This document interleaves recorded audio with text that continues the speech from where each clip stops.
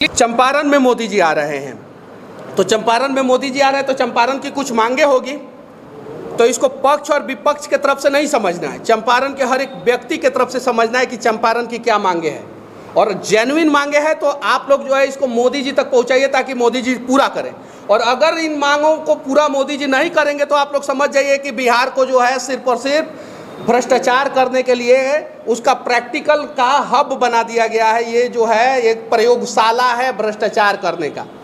11,500 करोड़ रुपया बाढ़ को कंट्रोल करने के लिए मिला था मनीष कश्यप ने जल शक्ति मंत्री को जब पूरा प्रोजेक्ट सबमिट किया था, तो उस 11,500 करोड़ रुपया का क्या हुआ पता नहीं।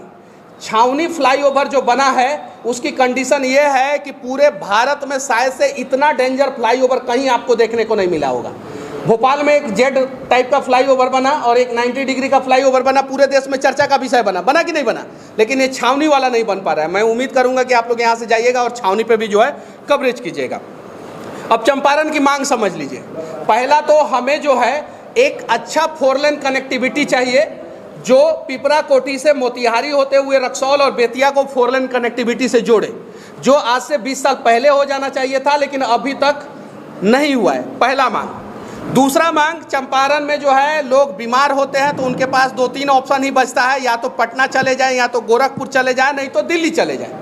हमारे चंपारण में एक एम्स या पीजीआई जैसा अस्पताल होना चाहिए कि नहीं होना चाहिए। तीसरा मांग, पश्चिमी चंपारण के बेतिया शहर में एक यूनिवर्सिटी की स्थापना होनी चाहिए, क्योंकि वाल्मीकि नगर के बच्चों को जो है मुजफ्फरपुर जाते जाते जो है 7 से 8 घंटे का समय लगता है।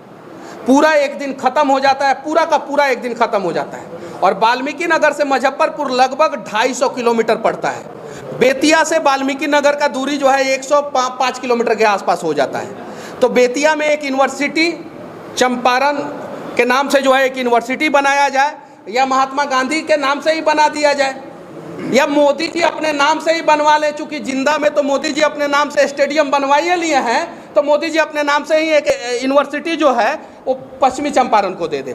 तीसरा मांग। चौथा मांग है हमारा रक्सौल एयरपोर्ट का।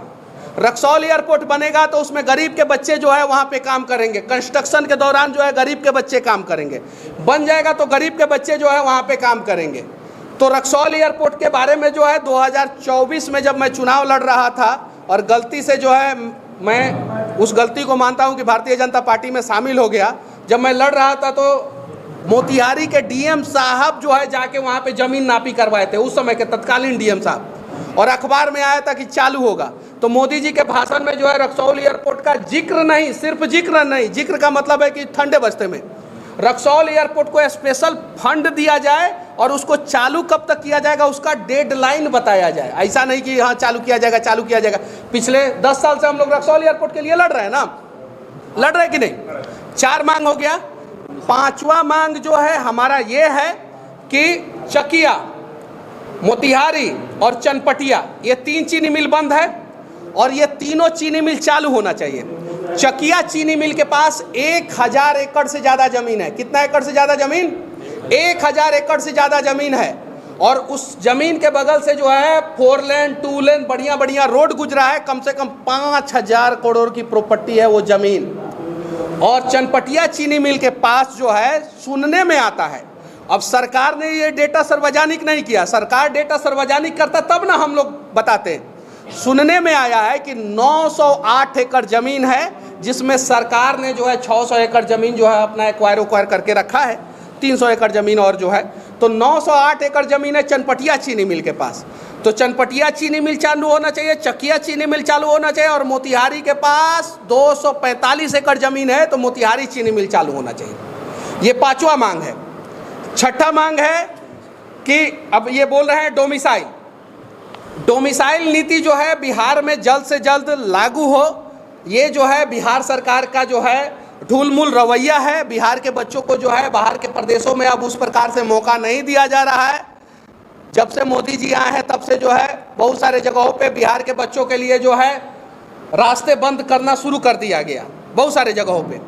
तो डोमिसाइल नीति जो है जल्द से जल्द जो है बिहार सरकार जो है वो लागू करे, और मोदी जी के मंच से डोमिसाइल नीति के बारे में जो है वो जिक्र होना चाहिए।